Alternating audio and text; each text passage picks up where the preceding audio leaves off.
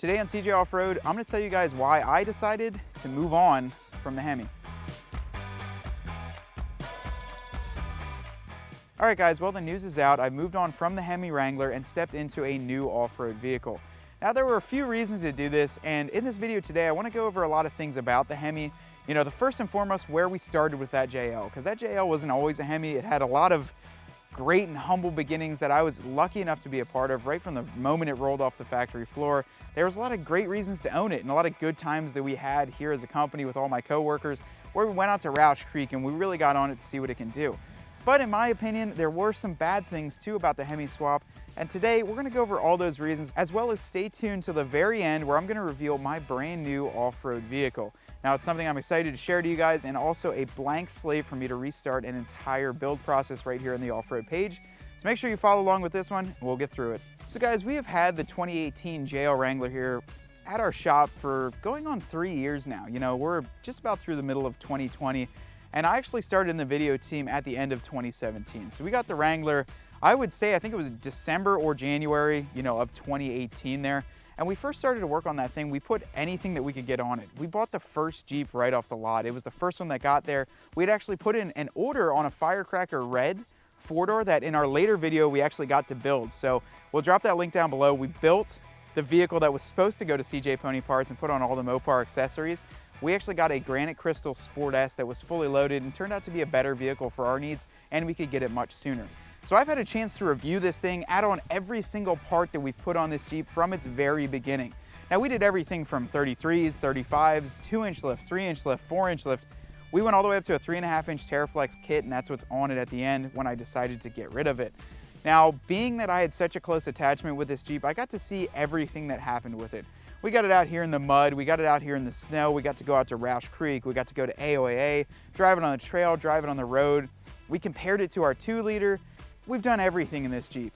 Obviously, there were some unfortunate events where the engine did decide to, let's just say, not run anymore, and that's what ultimately led for the Hemi swap, which we got to do right here at our shop. And it was almost a momentous event for us as a company. We had not done anything like this in the past. Brendan had helped do some engine swaps and done some things on older vehicles, but we had never ripped apart a Jeep like this. So to be able to go through, rip it apart, show you guys the entire 8-part series on how we did it, really meant a lot to us. There was a lot involved with the whole engine getting blown up and all that, so it meant a lot to us to see this thing back on the road and better than ever. And we worked with a ton of great vendors, which really helped us build this thing up and get it to an absolute monster that it had become. And after the Hemi swap was complete, or just about at the end of it, I was lucky enough and, you know, just blessed by this company to be able to actually purchase it from CJ's and drive it around for the past 1.5 years on the entire show circuit up and down the East Coast. We've taken this thing to Daytona, to Bantam, all over the country to show it off, all logoed up with CJ's, and really let you guys see how much time and how much blood, sweat, and tears we had into that swap. So it's almost, you know, I'm getting like goosebumps talking about it, because it was a great time for all of us here, and really, it was a great Jeep. It's what helped CJ Off-Road become what we are now, help us get up to, we just broke 50,000 subscribers from all you guys following along and seeing everything we've done to that Jeep. But at the end of the day, all good things must come to an end. And as there is such a wide variety of off-road vehicles on the market today, it just made sense that I would go to a blank slate and begin something new. We all sit here and we have our great vehicles. I've had JKs, TJs, YJs, all of them built to the T. 37s, 40s, lockers, coilovers, long arms, superchargers, Hemis, you name it, we've done it. But the funnest part for us, especially for me, is to be able to build it. So I like getting a blank slate and building it up to what it is.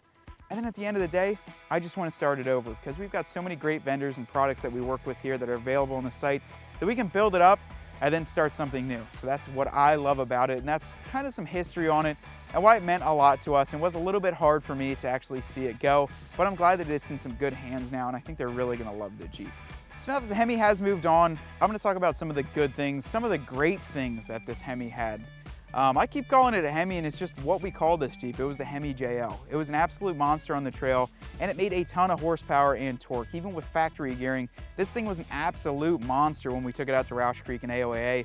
And it's gone a lot of places on the weekends with my buddies that it just downright shouldn't have, with having open rear end and open front end, but with that Hemi, it just bounced right up through it. I gotta say guys, I loved the look of my Hemi Jeep, and I got compliments pretty much everywhere I drove. It was just definitely an attention grabber with those orange accents and the beautiful vinyl work that Jordan here at CJ's did on it. I love the way the thing looked. I could not have asked for a more aggressive looking and more put together Jeep. Plus here at CJ's, we put everything on there that was of the highest quality. We had ARB bumpers, we had Nitto tires, fuel wheels. You know, we had this thing loaded to the T where we could get all the right products and really enjoy the vehicle with the best on the market. You know, we've got a lot of great parts here and we're able to test them on there and really try them out. One of my favorite parts about driving the Hemi was when we changed the exhaust step. When we first finished it, we put an AFE exhaust on, but with that Hemi, I love to hear how it sounds. You're not gonna swap a Hemi into a Jeep and not be able to hear it in the cab. So Brendan and I actually fabbed up pretty much a custom straight pipe exhaust for it, if you will. Definitely crazy custom, but no, it was a couple pieces of piping and a turn down. But everywhere I went with that thing with the top and doors off and I'd flip the windshield down, you were always getting looks. And I would actually pull up, there was a story, I pulled up after going over a bridge, you know, you could hear that echoing of the Hemi rumble. Guy pulled up to me with a Hemi Dodge Ram and said, what the heck do you have in there? And it was funny because I said, well, I got the exact same thing you do. And we both had a 5.7 Hemi, but a lot of people were just thrilled to see that we were doing that at such a beginning stage. And when we did it too, we were probably one of a dozen in the country. So that was crazy cool for us to be able to go to a show and show off something we built, that there was only 12 of them. Most of them were in the West Coast or in Michigan at America's Most Wanted 4x4. Those were some of the good things. I love the way it looks. The biggest thing were aesthetics for me. We got to throw on the fenders, we got the in and outs of this Jeep, and I got to learn probably way too much that I didn't need to learn about a JL, but I know the ins and outs of these things, from pulling the engine out to seeing all the wiring, how that's all configured, all the heating, the cooling, the AC lines. We knew it and we had to learn it. So I gotta say that was a great learning tool and a great teaching tool for you guys to be able to see online. Biggest thing for me is I love the way it looked. I'm really gonna miss driving down the road and getting all the waves, getting all the stares and getting all the compliments. I'm not too flamboyant or kind of trying to get that, but it is cool to see that people appreciate what you built. Now guys, and I know as much as I don't want to say it, as much as you guys don't want to hear it, there were some bad or negative or some cons, as you might call it, to owning the Hemi. The biggest one for me is that I like to have a heavy right leg, so I like to push on that gas pedal a little bit too hard, make it a lot louder than it should be, and therefore make the mileage go way down. So at the end of this, I was getting about 9 miles a gallon, something like that, but I like to go fast, not fast, okay, edit that out.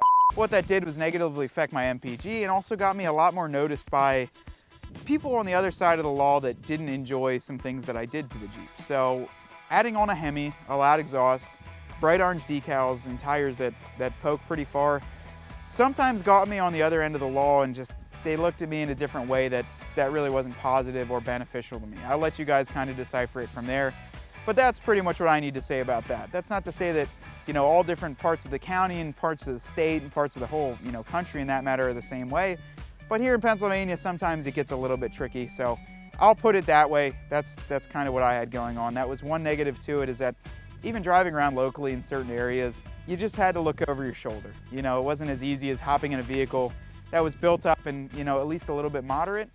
But on the other hand, I did love the way it looked, so it was a kind of a trade-off there. But overall, it just kept adding and adding on, where I wanted something that I could just hop in and drive and not really have to worry about that. Also, biggest thing for me is that I got out of rock crawling a little bit. I'm more into the overland scene, and it's been a slow progression over the past 3 years, where I decided to build up a 1/4-ton military trailer, get the rooftop tent, and then through this quarantine every night, I've kind of been tinkering with that. So now I've got onboard water, a hot water heater, propane tank, everything plumbed up. And I enjoy, with my lifestyle and the family that I have, going out and camping for the weekend. I really love to be able to load everyone up in. I've got the fridge freezer, I've got the grill, and enjoy the outdoors while going on my bike, you know, going on some motorcycles, things like that. I don't so much rock crawl anymore. I've done it many times over the years. I've had a JL, I had a JK, I had a TJ, the whole lineup, and they've all been crazy. We've had 37s, 40s, coilovers, I mentioned it before.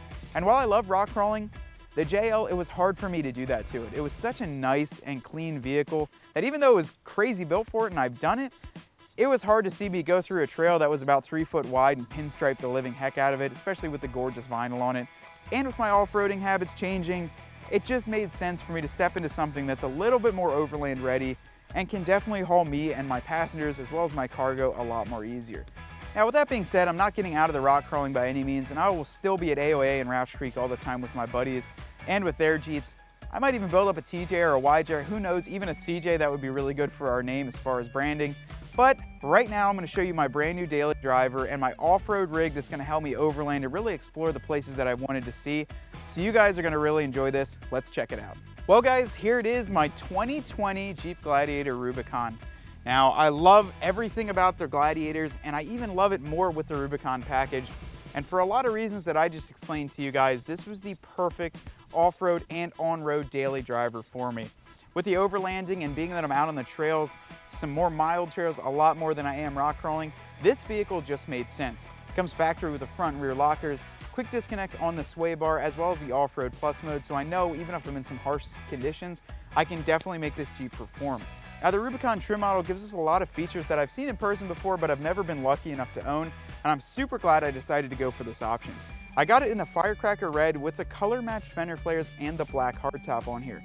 As far as the interior goes, I got it pretty much as loaded as I could, while adding on the 8.4-inch screen, the remote start, heated seats, and the leather on in there. This one even came with the adaptive cruise control and the advanced safety all throughout the vehicle, which makes it extremely safe when I'm traveling down long highways going to my destination.